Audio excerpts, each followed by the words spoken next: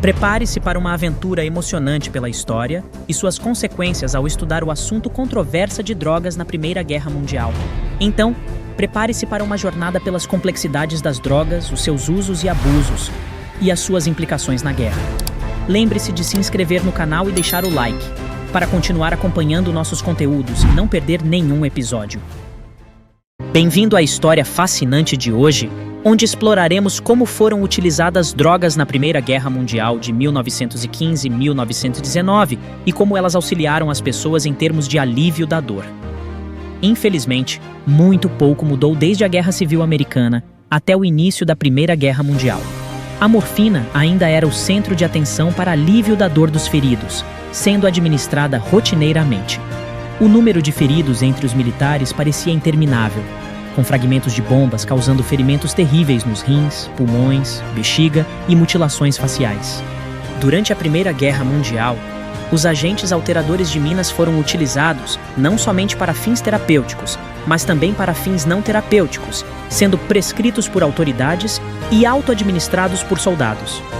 Drogas sedativas como álcool, morfina, neve branca e opioides ajudavam os soldados a tolerar a dor física e emocional, relaxar e aliviar os horrores do combate. Entretanto, isso não aconteceu sem custos. Esse foi um período anterior à regulamentação e conscientização sobre drogas, e as circunstâncias não foram muito diferentes das de guerras subsequentes. Essas lesões resultavam em uma agonia dolorosa, que era combatida com o analgésico mais potente da época, o sulfato de morfina, chamado assim em homenagem ao deus grego do sono, Morfeus. Contudo, a morfina não era um fármaco a ser tratado de maneira leve. Durante o início dos tratamentos médicos e curativos, os médicos marcavam a testa dos pacientes com cruzes para evitar overdose em fases posteriores. A dose recomendada era 1/4 de grão ou 16 miligramas, mas apesar das precauções, pacientes eram frequentemente administrados a droga por engano mais de uma vez. Os feridos graves, devido ao caos da guerra, deliberadamente tomaram doses maiores para aliviar a dor intensa. As overdoses de morfina escondiam o quadro clínico, tornando o diagnóstico adequado mais difícil. Além do sulfato de morfina, outros analgésicos usados na Primeira Guerra Mundial incluíam o sulfato de sódio salicilato e a tintura de opicanforata. O sulfato de morfina era uma escolha popular para a anestesia, sendo empregado concomitantemente com clorofórmio e goprelto. O goprelto, que era o sal de cloridrato do alcaloide propano, era branco como a neve e estimulava o sistema nervoso central, e apresentava atividade anestésica local. Os opioides não só dominavam a classe dos analgésicos, mas também eram preferidos para induzir o sono em bebês. A morfina também era utilizada para sacrificar soldados gravemente mutilados, sendo a injeção letal a única maneira de os aliviar de sua dor. Contudo, as overdoses de morfina apresentavam o problema de obscurar o quadro clínico, tornando o diagnóstico preciso mais difícil.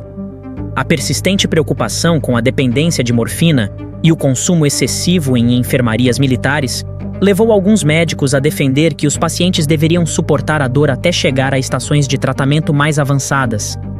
Um exemplo notável de alguém que se tornou dependente da morfina foi Hermann Göring, um aclamado piloto de caça e membro poderoso da elite nazista, que posteriormente se tornou comandante-chefe da Luftwaffe. A morfina continuou sendo a escolha preferida para alívio da dor, devido à falta de alternativas igualmente potentes. Além da morfina, outro estimulante amplamente utilizado durante a guerra foi a neve branca. Originalmente isolada das folhas de coca, era conhecida pela sua capacidade de aumentar a resistência física. Contudo, a guerra interrompeu o comércio internacional e a produção desta substância caiu. A paranoia em relação à neve branca cresceu durante a guerra, levando a um movimento contra o uso de drogas. Em 1916, o Conselho do Exército da Grã-Bretanha emitiu uma ordem que proibia a venda ou fornecimento não autorizado de substâncias psicoativas aos membros das Forças Armadas, exceto por razões médicas e com prescrição médica. Assim, enquanto a Primeira Guerra Mundial facilitou o aumento no uso de drogas, também abriu caminho para regulamentações governamentais mais rigorosas sobre substâncias causadoras de dependência. Esse foi um primeiro passo para a abordagem dos efeitos nocivos dessas substâncias nos soldados, um tema que continuou sendo explorado em guerras posteriores.